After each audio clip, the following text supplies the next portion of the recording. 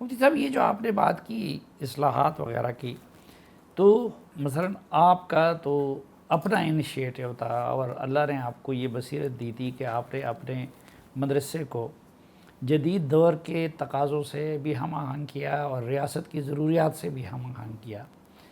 لیکن ہمارے ملک میں ایک دوسرا مسئلہ یہ بھی ہے کہ ریاست کو یہ اختیار نہیں دیا جاتا کہ وہ مدارس کے نظام کو ٹچ کرے یا چھیڑے۔ شاید پاکستان دنیا کا واحد ملک ہے کہ جہاں پہ ایک اتنا بڑا نظام انسانوں کی تعلیم و تربیت سے متعلق وہ ریاست کے کنٹرول سے باہر ہے، اور ہم سنتے ہیں علماء کرام سے کہ مدرسے کی طرف ہاتھ بڑھایا گیا تو ہاتھ توڑ دیں گے، یہ کر دیں گے۔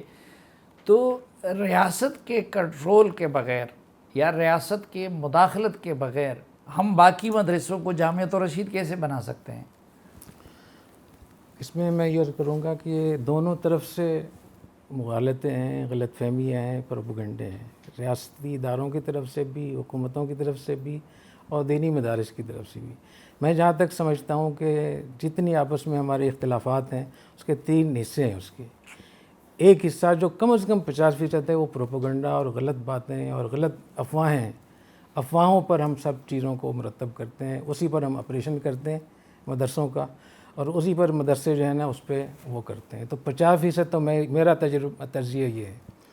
باقی ایک حصہ وہ ہے جو جہاں غلطیاں ہیں، جہاں ریاست غلط کام کرتی ہے، حکومت غلط کرتی ہے، بیرونی دباؤ پر پیسے لے کر یا اپنے ذاتی مفاد کے لیے یا اپنی ترقی کے لیے۔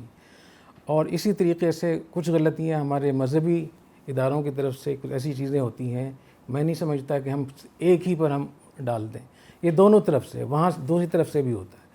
تیسرا حصہ مجبوریوں کا ہے۔ تیسرا حصہ ریاست کی مجبوریاں ہیں اور مدرسوں کی بھی مجبوریاں ہیں۔ اگر ہم مل کر دونوں فریق اس پہ بیٹھ جائیں کہ جو پروپیگنڈے اور افواہیں غلط باتیں ہیں سنی ان کو الگ کر دیں، اور جو ہماری غلطی ہے ہم اس کو تسلیم کر لیں، ریاست اپنی تسلیم کر لے اپنی غلطی اور دینی مدارس اپنی غلطی کو تسلیم کر لیں، کیا رہ جائے اس میں۔ اور جو مجبوریاں ہیں دونوں کی، مدرسوں کی بہت بڑی مجبوریاں ہیں۔ بہت سارے مدرسے ایسے ہیں جو بہت سارے کام کرنا چاہتے ہیں لیکن وہ لوگوں کی وجہ سے نہیں کر پاتے۔ اس طریقے سے حکومت کی اور ریاست کی بہت ساری مجبوریاں ہیں جن کی وجہ سے وہ نہیں کر پاتے۔ تو میں سمجھتا ہوں کہ جو تیسرا حصہ ہے مجبوریوں کا، اگر علماء کرام اور ریاست اور حکومت مل کے بیٹھے تو ایک مشکل لیے 10 حل نکل سکتے ہیں۔ ایک مسئلے کے لیے 10 حل نکل سکتے ہیں، کیونکہ ہمارے پاس سیرت ہے۔ نبی کریم صلی اللہ علیہ وسلم کی ساری زندگی، آپ جب مغلوب تھے تو ہمارے پاس موجود ہے، آپ جب طاقت میں آئے تو بھی ہمارے پاس موجود ہے۔ امن ہے، مسالت ہے، جنگ ہے، معاہدہ ہے، معیشت ہے، کاروبار ہے، سفارتکاری ہے، ہر چیز ہمارے سامنے موجود ہے۔ تو میں سمجھتا ہوں کہ یہ مل جائیں آپس میں تو اس ریاست کو بہت آگے لے جا سکتے ہیں۔